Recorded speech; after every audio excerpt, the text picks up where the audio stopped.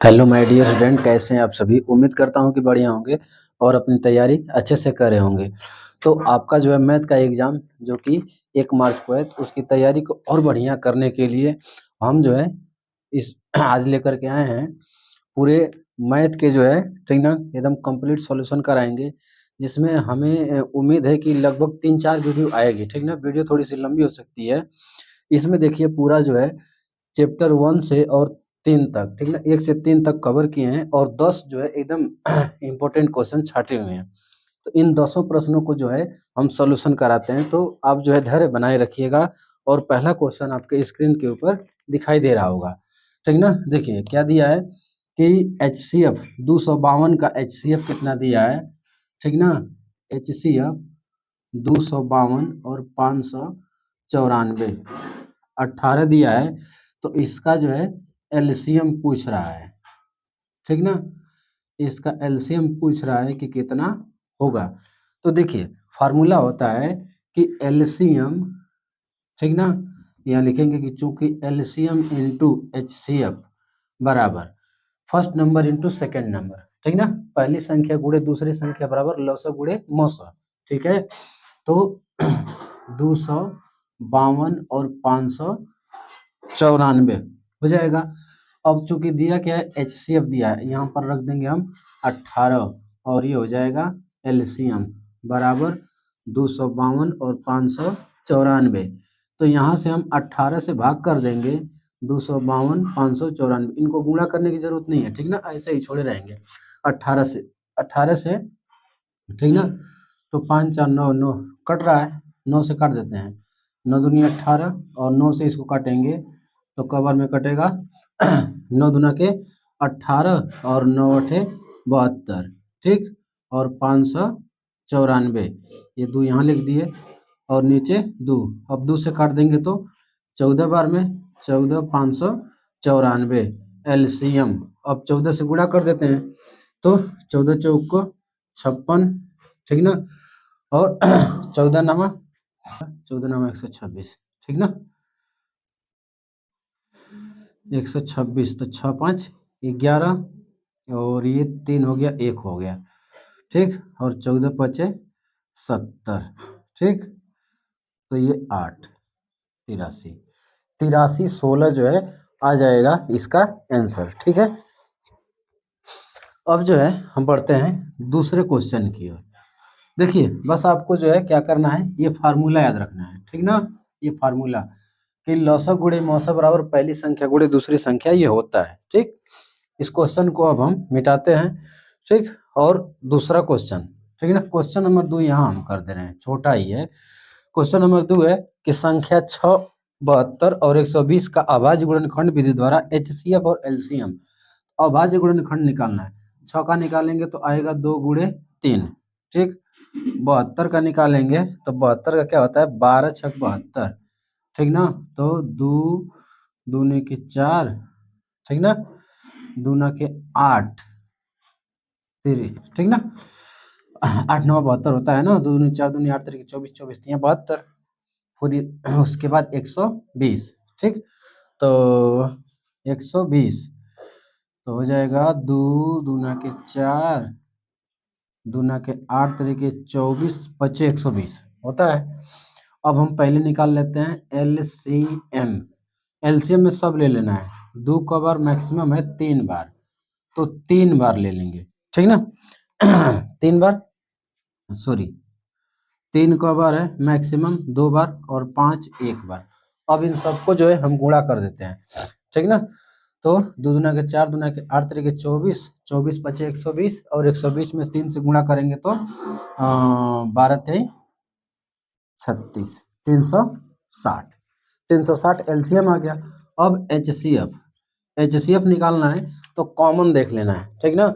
सबसे कम नंबर, सबसे कम नंबर जो है क्या है, तो 2 एक बार आया है और 3 एक बार आया है, ठीक ना। और देखेंगे तो 2 इसमें मिल रहा है और एक बार 3 इसमें मिल रहा है, 5 इसमें इसमें है, ठीक ना। सॉरी, 5 इसमें है, इसमें नहीं, इसमें भी नहीं है, इसलिए क्या होगा, 2 होगा और 3 होगा, 2 3 6, ये हो जाएगा HCF और 360 हो जाएगा LCM।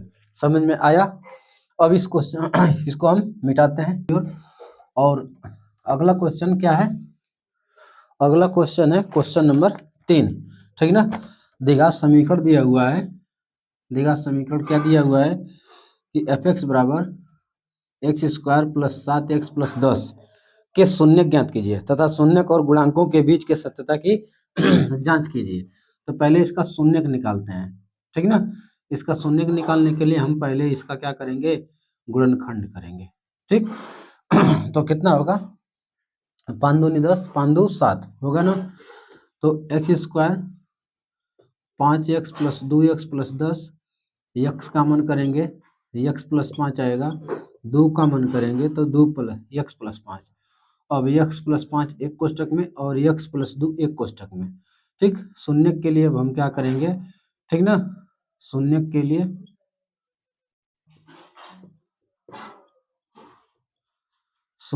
हम क्या करेंगे कि एफ एक्स को 0 के बराबर करेंगे और जो कि क्या है यक्स प्लस 5 और यक्स प्लस 2 बराबर 0। तो x प्लस 5 बराबर 0, तो x बराबर -5 और x प्लस 2 बराबर 0, तो x बराबर आ गया -2, ठीक ना। फिर आगे क्या कहा है, शून्यक और गुणांक के बीच संबंध ज्ञात करना है ना। तो पहले हम निकालेंगे कि शून्यकों का योग, शून्यकों का योग, ठीक ना। शून्यकों का योग करें तो -5 -2 कितना आ गया, -7, ठीक ना। और ये क्या होता है, शून्यकों का योग क्या होता है, शून्यकों का योग अल्फा प्लस बीटा बराबर माइनस का बी बाई ए होता है ना। जहाँ बी क्या होता है यक्स एक्स का गुणांक और ए क्या होता है एक्स स्क्वायर का गुणांक, ठीक ना। तो यहाँ हम लगा देंगे, ठीक है, लगा देंगे कि माइनस एक्स का गुणांक और बटे में एक्स स्क्वायर का गुणांक। बस अब देख लीजिए हो रहा है कि नहीं हो रहा है। एक्स का गुणांक क्या है 7 है कि नहीं, ठीक। और एक्स स्क्वायर का गुणांक क्या है 1 है, तो -7 और बटा में तब इसके क्या कर दीजिए 1 कर दीजिए, बस हो गया, ठीक। अब शून्यकों का गुणनफल, ठीक ना। शून्यकों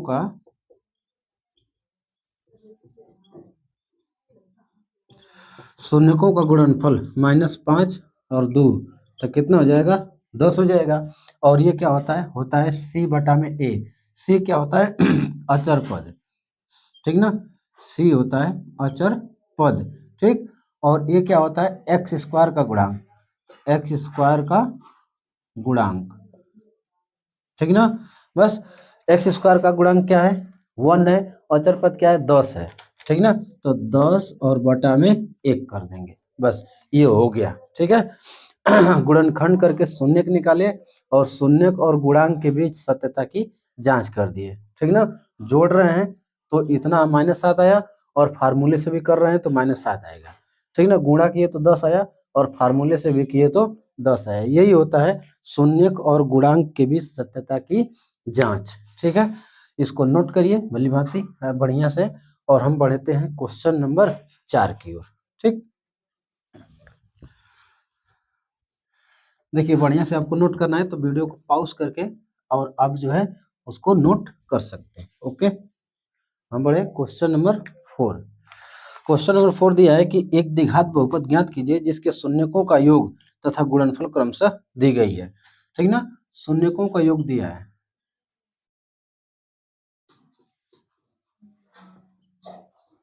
शून्यकों का योग को दिखाते हैं अल्फा प्लस बीटा से और जो कि क्या दिया है -7 दिया है, ठीक ना। और फिर क्या दिया है ऐसे इसी तरह से आप करेंगे अगर आ गया एग्जाम में तो शून्यकों का गुणनफल अल्फा इंटू बीटा, ये क्या दिया है 10 दिया है, ठीक ना। आपको भी ऐसे ही करना है, अगर एग्जाम में आ जाए तो पूरा ऐसे ही आप क्या करेंगे फार्मूला लिखेंगे, ठीक ना। फार्मूला लिख करके और तब जो है जा करके उसे हल करेंगे, ठीक ना। क्योंकि सही तरीका क्या होता है कि जो भी प्रश्न में दिया हुआ है आप उसे पहले अच्छे से नोट कर लें तब उसको लगाएं, ओके। तो हम अब लिखते हैं फार्मूले को, ओके। तो फार्मूला क्या होता है, समीकरण में भी सेम होता है। तो द्विघात बहुपद एक्स स्क्वायर और minus alpha plus beta x plus alpha into beta, शून्यकों का योगफल और शून्यकों का गुणनफल। ठीक, तो x square minus alpha plus beta की वैल्यू कितना है, -7 into x, alpha into beta कितना है 10 है, तो ये आ गया x square minus minus plus हो जाएगा और प्लस का 10, यही हो गया हमारा आंसर। ओके, समझ में आया। यहाँ क्या जरूरी है, ये फार्मूला जरूरी है, ठीक ना, ये फार्मूला आप याद कर लीजिए। ये द्विघात बहुपद का भी है और यही द्विघात समीकरण का भी है। द्विघात समीकरण रहेगा बराबर 0 लगा देंगे, बहुपद रहेगा ऐसे ही का ऐसे ही रहेगा, ठीक ना। एक सेकंड नोट है, क्वेश्चन नंबर 5 की ओर, ठीक ना। इसको मिटाते हैं, इसे हम ये मिटा दिए। ओके, 5 नंबर, के का मान ज्ञात कीजिए जिनके लिए समीकरण निकाय। पहला समीकरण है कि के एक्स प्लस 2y बराबर 5, ठीक, और 3x प्लस वाई बराबर 1। पहला क्या कर रहा है, अद्वितीय हल हो, ठीक ना। पहला सवाल क्या कर रहा है, इस समीकरण निकाय का कैसा हल हो, अद्वितीय हल हो, ठीक ना। देखिए अद्वितीय हल के लिए कहाँ गया मार्कर दूसरा वाला, ओ पॉकेट में, पॉकेट में लिए हुए खोज रहे हैं। अद्वितीय हल, ठीक ना, मतलब केवल एक हल है। इसके लिए क्या होता है कि a1 upon a2 not equal होना चाहिए b1 अपान b2 के, ठीक ना। a1 अपान a2 और b1 अपान b2 ये बराबर नहीं होने चाहिए। संपाति के लिए क्या होता है, a1 अपान a2 b1 अपान b2 c1 अपान c2। अगर ऐसी स्थिति है तो संपाति अनंत हल होते हैं, ठीक ना। और a1 अपान a2 b1 अपान b2 हो लेकिन c1 अपान c2 न हो, ये होती है समांतर वाली स्थिति। इसमें कोई हल नहीं, इसमें कोई हल नहीं, ध्यान रखिएगा, कोई हल नहीं, ठीक ना। और इसमें अनंत हल आता है, ठीक, और इसमें क्या आता है, अद्वितीय, अद्वितीय आता है। ओके, ठीक ना। ऐसे जो एकदम इम्पोर्टेंट टॉपिक है उन्हें एकदम ध्यान से रिवाइज करिएंगे। अब देखिए इस सवाल को अब हम लगाते हैं, ठीक ना। ये बराबर नहीं होनी चाहिए, ठीक। अब समीकरण 1 से निकालेंगे, ठीक ना। समीकरण लिखेंगे आप, समीकरण 1 से, ठीक ना। a1 बराबर k और b1 बराबर 2, ठीक ना, और c1 बराबर 5, ठीक। और फिर समीकरण 2 से, समीकरण 2 से मिलेगा a2 बराबर 3, b2 बराबर 1 और c2 बराबर 1, ठीक। अब हम लगा देंगे इस फार्मूले को, ठीक ना, a1 अपान a2 और not equal b1 upon b2 को, ठीक, वैल्यू रख देते हैं। a1 का मान k, a2 का मान 3, नॉट इक्वल b1 का मान कितना 2 और b2 का मान 1। k का मान निकालना है, 3 को इधर भेज देते हैं, तो k और ये नॉट इक्वल, ठीक ना, क्या हो जाएगा 2 3 6, सॉरी 2 3 6, तो k का मान 6 नहीं होना चाहिए। k का मान कुछ भी हो जाए लेकिन 6 नहीं होना चाहिए। अगर k का मान 6 नहीं रहेगा, 6 के अलावा कुछ भी रहेगा, तो इस समीकरण का हल अद्वितीय आएगा। अगर k का मान 6 हो गया तब गड़बड़ हो जाएगा। ओके, तो इसे नोट करिए। दूसरा जो है हम हल करते हैं, ठीक ना। दूसरा कोशिश करते हैं कि इतना में हो जाए। इधर दूसरा में देखिए क्या पूछा है, कोई हल नहीं, ठीक ना। दूसरा में पूछा है कि कोई हल नहीं, ठीक ना, कोई हल नहीं। कोई हल नहीं के लिए क्या होता है कि a1 अपान a2 बराबर b1 अपान b2, ठीक ना, और नॉट इक्वल होता है c1 अपान c2। तो हमें बस इसमें k की वैल्यू मिलने से मतलब है, ठीक ना। तो वैल्यू रख देते हैं, A1 का मान दूसरे कलर से करते हैं। ये K हो गया और ये 3 हो गया, ये 2 हो गया और आई 1 हो गया और आई नॉट इक्वल 5 हो गया और जो है कि C2 1 हो गया। ठीक ना। K का मान क्या होना चाहिए, तो अगर हम इन दोनों को ले लें, ठीक ना, K बटे में 3 और 2 बटे में 1, तो K बराबर क्या मिल जाएगा, K बराबर मिल जाएगा यहाँ पर जो है कि 6। ठीक ना। तो K बराबर अगर 6 रहेगा तो इसका कोई हल जो है नहीं आएगा। ठीक ना। अब अच्छा एक और चीज, अगर यहाँ से निकालें, ठीक ना, K बटे में 3 और नॉट इक्वल 5 बटा में 1, तो यहाँ K नॉट इक्वल क्या रहा है, 3 बचे 15। ठीक ना। K का मान जो है 15 नहीं होना चाहिए, कितना होना चाहिए, 6 होना चाहिए। ठीक ना। करेक्ट आंसर, तो करेक्ट आंसर जो है हम 6 देंगे। ठीक है। उम्मीद करता हूँ कि ये भी क्वेश्चन आपको समझ में आया होगा। देखिए क्वेश्चन नंबर 6 है कि दो संख्याओं का अंतर 26 है और एक संख्या दूसरी संख्या की 3 गुनी है, उन्हें ज्ञात कीजिए। तो यहाँ एकदम आसानी से, ठीक ना, समीकरण विधि से करेंगे कि माना पहली संख्या x तथा दूसरी संख्या y। ठीक ना। तब क्या करा है, दो संख्याओं का अंतर 26 है, तब क्या हो जाएगा कि x माइनस वाई बराबर 26, जो कि बन जाएगा पहला समीकरण। ठीक ना। कह रहा है एक संख्या दूसरी संख्या की 3 गुनी है। ठीक ना। तो लिख देंगे कि पुनः प्रश्नानुसार कह रहा है एक संख्या दूसरी संख्या की 3 गुनी है। ठीक ना। एक जो है दूसरकी की 3 गुनी है, तो यहाँ से क्या मिलेगा कि x माइनस 3y बराबर 0। विलोपन विधि लगाना चाहते हैं तो ऐसे, ठीक ना, प्रतिस्थापन विधि तो x बराबर 3y मिला, ले जाके वहां रख देंगे। ठीक ना। या नहीं तो इसको इसके नीचे उतार लेंगे, x माइनस वाई बराबर 26। ठीक। अब यहाँ पर क्या करते हैं, हम घटा लेते हैं, माइनस प्लस और ये माइनस ये कट जाएगा, माइनस 3y में y जुड़ेगा तो हो जाएगा माइनस का 2y और ये माइनस का 26, तो y बराबर कितना आ जाएगा, 13 आ जाएगा। ठीक ना। y बराबर 13 आ जाएगा, तो समीकरण 2 से समीकरण 2 में हम y की वैल्यू रख दें, तो x माइनस 3 गुणे 13 बराबर 0, तो 13 तियां कितना हो जाएगा, 39 हो जाएगा। ठीक ना। तो एक संख्या कितना है, 13 है और एक संख्या कितना है, 39 है। फाइनल आंसर लिख देंगे कि x बराबर 39 और y बराबर 13, नहीं तो ऐसे लिख सकते हैं पहली संख्या 39 दूसरी संख्या 13 होगी। ओके। अब हम आगे बढ़ते हैं।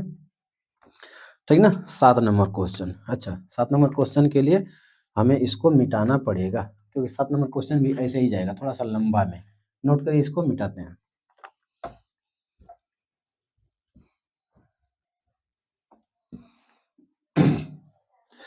सात नंबर क्वेश्चन है कि दो अंकों से बनी एक संख्या एवं उसके अंकों को पलटने से बनी संख्या का योग 66 है। यदि संख्या के अंकों का अंतर 2 हो तो संख्या ज्ञात कीजिए। सबसे पहले हम आपको बताते हैं संख्या को कैसे लिखा जाता है।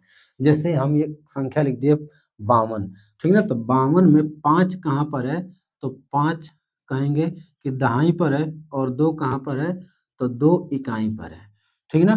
तो इसको हम लिख सकते हैं 50 प्लस 2। अच्छा 50 को ऐसे भी तो लिख सकते हैं कि 10 गुणे 5 प्लस 2। बात तो वही है। तो सही तरीका संख्या को लिखने का ये है कि जो दहाई पर है उसमें 10 से गुणा कर लें और जो इकाई पर है उसको हम उसमें जोड़ दें। ठीक ना।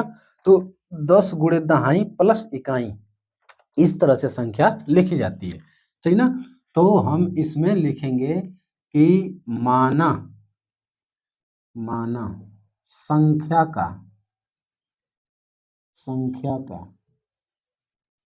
इकाई का अंक x तथा संख्या का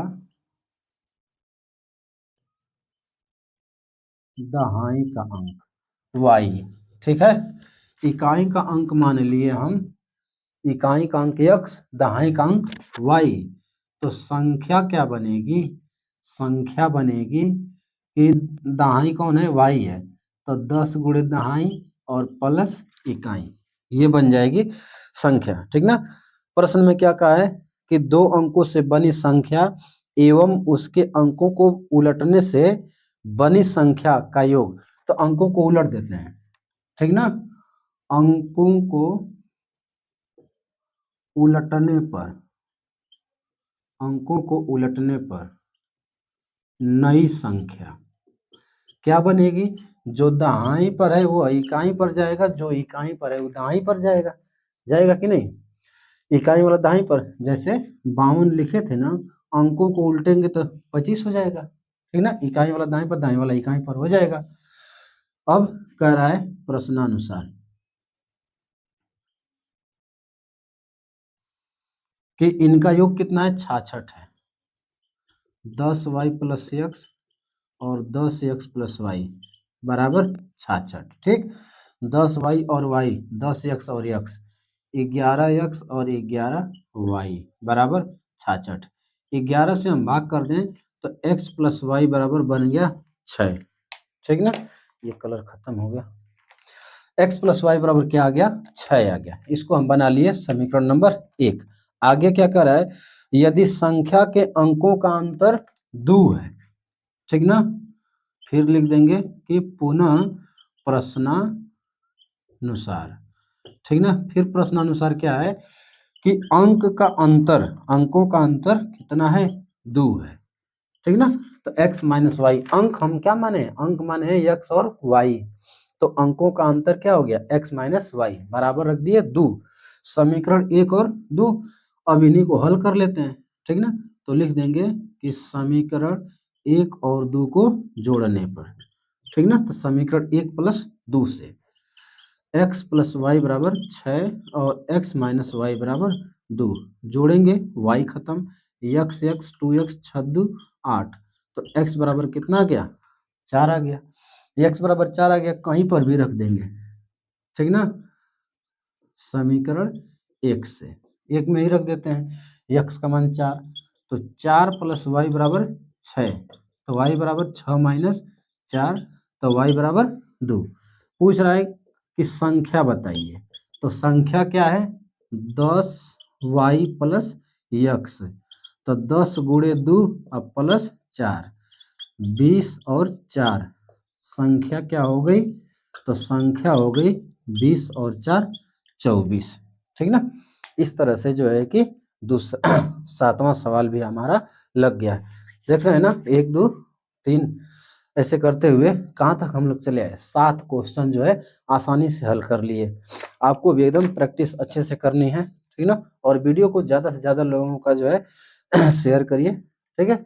जैसे हम आपकी मदद कर रहे हैं वैसे ही आप भी दूसरे की मदद करिए, ठीक है। अब बढ़ते हैं हम क्वेश्चन नंबर 8 की ओर। क्वेश्चन नंबर 8, पूरा प्रश्न एक बार पढ़ेंगे। एक भिन्न 1/3 हो जाती है जब उसके अंश में से 1 घटाया जाता है, और यह 1/4 हो जाती है जब हर में 8 जोड़ दिया जाता है। भिन्न ज्ञात कीजिए, ठीक ना। तो हम भिन्न मान लेते हैं कि माना भिन्न क्या है, x/y है, जिसमें x क्या है, अंश है, y क्या है, हर है, ठीक ना। तो प्रथम शर्तानुसार पहली शर्त में क्या कहा है, पहली शर्त में कहा है कि एक भिन्न 1/3 हो जाती है। कब 1/3 हो जाती है, जब उसके अंश में से 1 घटाया जाता है, अंश में से 1 घटाया जाता है, हर वैसे का वैसे ही रहेगा, जो कहेगा वही बस करेंगे, ठीक ना।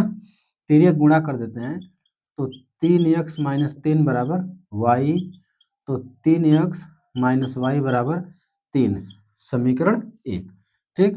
अब फिर क्या कह रहा है, तो द्वितीय शर्तानुसार, द्वितीय शर्तानुसार, ठीक ना। द्वितीय शर्त में क्या कहा, 1/4 हो जाती है जब हर में 8 जोड़ा जाता है, हर में जब 8 जोड़ दिए तो यह कितना हो गई 1/4 गुणा करते हैं तो 4x बराबर y प्लस 8 तो 4x माइनस वाई बराबर 8 ये बन गया समीकरण नंबर 2 ठीक ना। अब देखिए इन दोनों समीकरण को कैसे हल करेंगे तो दोनों समीकरण में देखेंगे y जो है y का गुणांक दोनों सेम है माइनस माइनस है तो हमें घटाना पड़ेगा।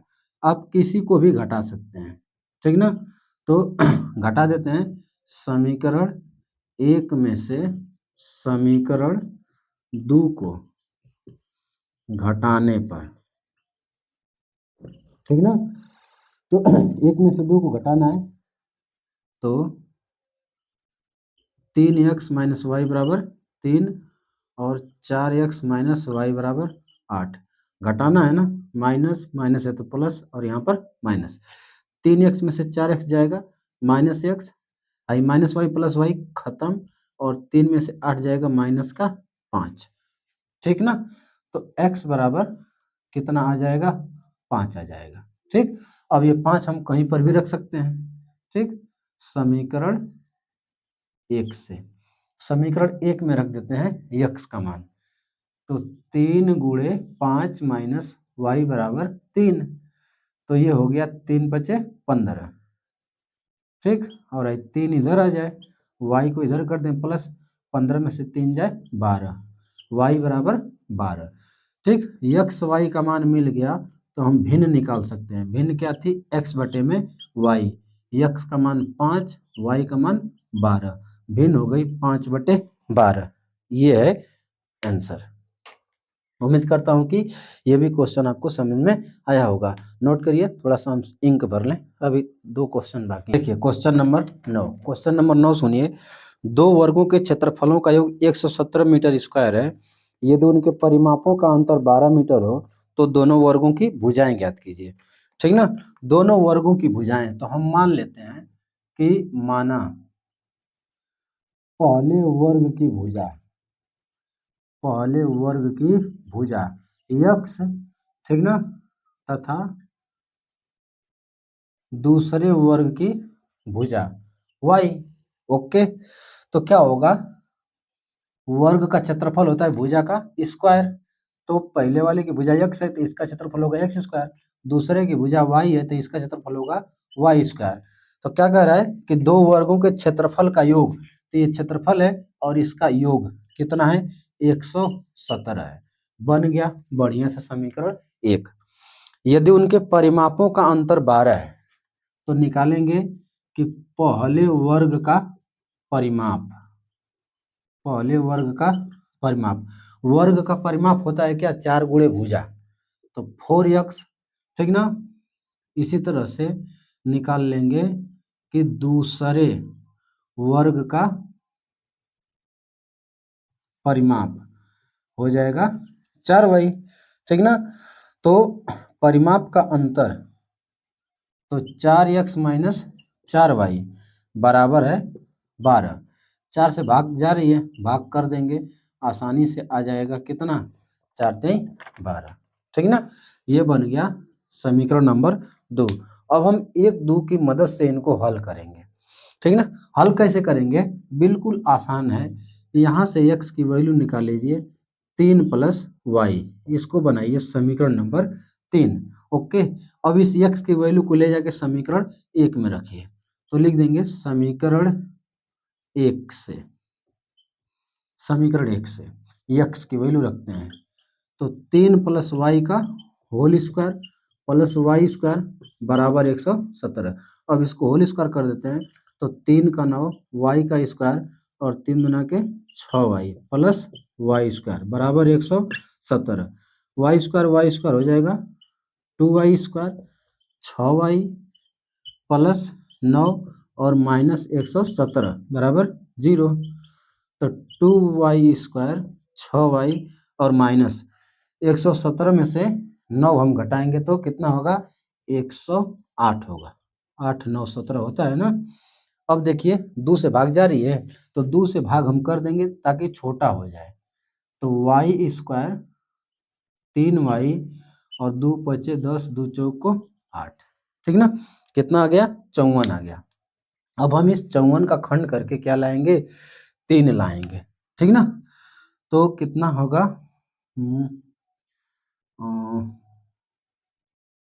9, 9 छक्का 54, 9 में 6 जाए 3, हो रहा है ना, बिल्कुल सही, ठीक है। वाई स्क्वायर 9y और माइनस का 6y, ठीक ना। 9 छक्का 54 और 9 में 6 जाए 3 और माइनस का 54 बराबर 0।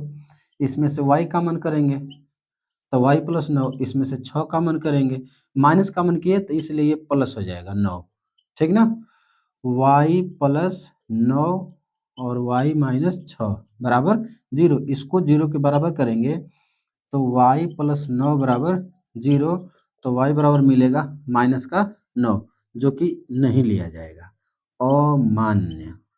कैसे अमान्य, y देखिए क्या मान्य है, भुजा है, भुजा कभी भी माइनस में नहीं होती है, ठीक ना। y माइनस 6 बराबर 0, तो y बराबर क्या होगा 6, ये लिया जाएगा। अब y बराबर 6 हम कहाँ रख देंगे, समीकरण 3 में रख देंगे, ठीक ना। समीकरण 3 से x बराबर 3 प्लस 6 बराबर 9, ठीक ना। तो एक वर्ग की भुजा, ठीक ना। आई सब मीटर में था ना, ठीक है, ये भी मीटर में कर दिए, ये मीटर में, और ये भी क्या आ जाएगा, मीटर में आएगा, और ये भी क्या आएगा, मीटर में आएगा। तो पहले वाले वर्ग की भुजा आ गई 9 मीटर, दूसरे वाले की आ गई 6 मीटर। ओके, इस वीडियो का लास्ट क्वेश्चन जो कि क्वेश्चन नंबर 10 है, जिसमें आपको दो समीकरण को हल करना है विलोपन विधि से, और ये हम क्या बता रहे हैं, ये प्रतिस्थापन विधि था, ठीक ना। इससे पहले क्वेश्चन हम बताएं विलोपन विधि में, निम्न रैखिक समीकरणों को विलोपन विधि से हल कीजिए। Okay, question number 10, 3x plus 2y बराबर 11 समीकरण 1 है, और 2x प्लस 3y बराबर 4 समीकरण 2। इन दोनों समीकरणों को विलोपन विधि से हल करने के लिए क्या करते हैं कि हम किसी भी चर राशि, चाहे x या चाहे y, इनके गुणांक को बराबर करते हैं, ठीक ना। गुणांक को जब बराबर कर लेंगे तब फिर क्या करेंगे, चिन्ह देखेंगे, ठीक ना। अगर चिन्ह समान है घटा देंगे, विपरीत है तो जोड़ देंगे, ठीक। अगर हम x का गुणांक बराबर करना चाहें तो इसमें 2 से कर दें और इसमें 3 से, 2 3 6, 3 दूनी 6 हो जाएगा ना। अगर y का बराबर करना चाहेंगे तो इसमें 3 से करेंगे, 3 दूनी 6, और इसमें 2 से करेंगे, 2 3 6, ठीक ना। तो यहाँ हमें दोनों में करना है, किसी को भी कर सकते हैं, तो लिख देते हैं कि समीकरण 1 में 2 से तथा समीकरण 2 में 3 से गुणा करके घटाने पर, 2 से करेंगे तो 2 3 6x, 2 दूना के 4, 11 दूना के 22, 3 से करेंगे, 3 दूनी 6, 3 तिरिके 9, और 3 चौको 12, घटाना है घटा दिए, ठीक। ये कट गया, 4 में से 9 जाएगा माइनस 5y, और 22 में से 12 घटाएंगे तो आएगा कितना, ये 10 आएगा, ठीक।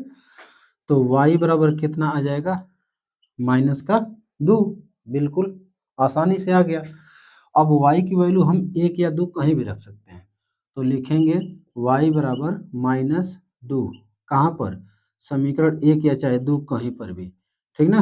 समीकरण 2 में रखने पर, समीकरण 2 में रखते हैं तो 2x प्लस 3 गुणे माइनस 2 बराबर 4, तो 2x 2 3 6 बराबर 4, तो 2x बराबर 4 प्लस 6 कितना हो गया, 10 हो गया।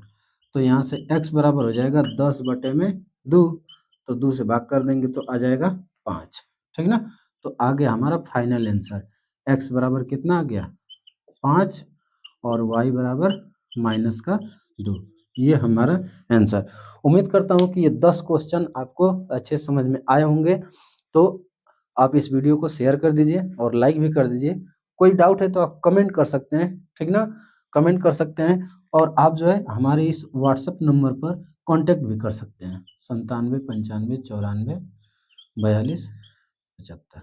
ओके, इस पर आप डाउट भी पूछ सकते हैं, ठीक ना? आपको तुरंत पीडीएफ में हम दे देंगे और सब्सक्राइब करना ना भूलिएगा। धन्यवाद।